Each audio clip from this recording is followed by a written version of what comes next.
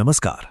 आज हम एक ऐसी कहानी पर बात करने वाले हैं जिसने इंटरनेट पर कह सकते हैं तहलका मचा दिया है। ये कहानी एक परिवार की है और उसके एक ऐसे अकल्पनीय फैसले की जो हमें सोचने पर मजबूर कर देता है कि आखिर सही और गलत के बीच की लकीर कितनी धुंधली हो सकती।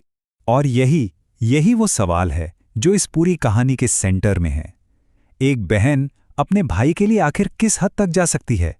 ये सवाल हमें एक ऐसी मुश्किल सिचुएशन में डालता है जिसका सामना इस कहानी की मेन कैरेक्टर को करना पड़ा। तो चलिए इस कहानी को जरा और करीब से समझते हैं। तो कहानी शुरू होती है एक बिल्कुल नॉर्मल, एक आम से दिखने वाले परिवार से। पहले इन किरदारों को जान लेते हैं ताकि हम आगे उनके फैसलों को बेहतर तरीके से समझ पाएं। तो कहानी की जो मेन कैरेक्टर है वो है 22 साल की प्रिया। उसका एक सीधा सादा सा सपना है, एक टीचर बनना। वो अपने परिवार, खासकर अपने छोटे भाई के बहुत करीब है।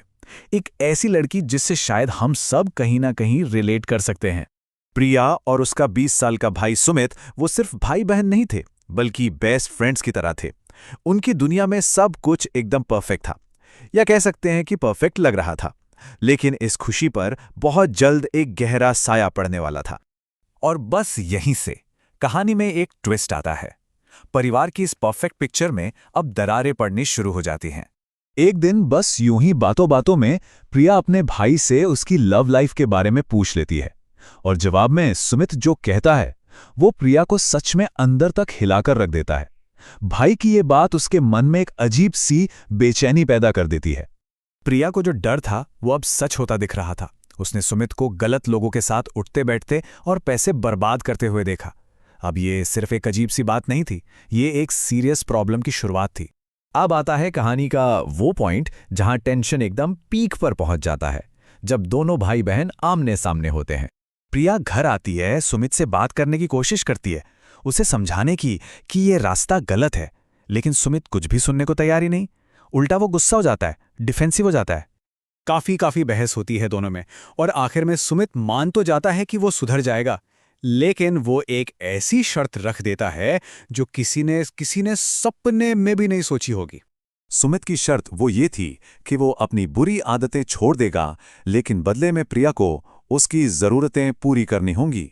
ये एक ऐसी मांग थी जिसने प्रिया को एक ऐसे दोराहे पर लाकर खड़ा कर दिया जहां से हर रास्ता मुश्किल था। अब कहानी का फोकस सुमित से हटकर प्रिया पर आ जाता है। उसके अंदर जो एक तूफान चल रहा था उस पर। उसे एक ऐसा फैसला लेना था जो उसकी जिंदगी को हमेशा हमेशा के लिए बदल सकता था। तो प्रिया के सामने अब दो ही रास्ते थे। एक, वो मना कर दे और शायद उसका भाई हमेशा के लिए बर्बाद हो जाए, या फिर दूसरा, वो उसकी बात मान ले। उसके मन में बस यही चल रहा था कि शायद अपने भाई को बचाने का बस यही एक तरीका बचा है। और बहुत सोचने के बाद, एक बहुत ही मुश्किल और दर्दनाक फैसले के बाद, प्रिया अपने भाई की शर्त मान लेती है। उसे लगा कि अपने परिवार को बिखरने से बचाने के लिए उसे ये कीमत चुकानी ही पड़ेगी।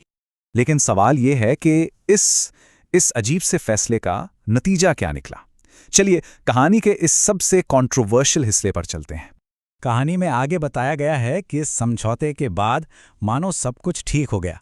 सुमित पूरी तरह सुधर गया, प्रिया को भी उसकी ड्रीम जॉब, टीचर की नौकरी मिल गई, और परिवार फिर से खुशी खुशी रहने लगा। तो कहानी का जो एंड है वो इस मैसेज के साथ होता है कि प्रिया ने जो किया, जो बलिदान दिया, उसी से उसका परिवार बच पाया। ये वो सबक है जो कहानी हमें बताना चाहती है। लेकिन क्या वाकई इसे एक हैप्पी एंडिंग कहा जा सकता है, या फिर यह कहानी असल में त्याग की नहीं बल्कि इमोशनल ब्लैकमेल और शोषण की एक डरावनी तस्वीर है? ये एक ऐसा सवाल है जिसका जवाब शायद हमें खुद ही ढूंढना होगा।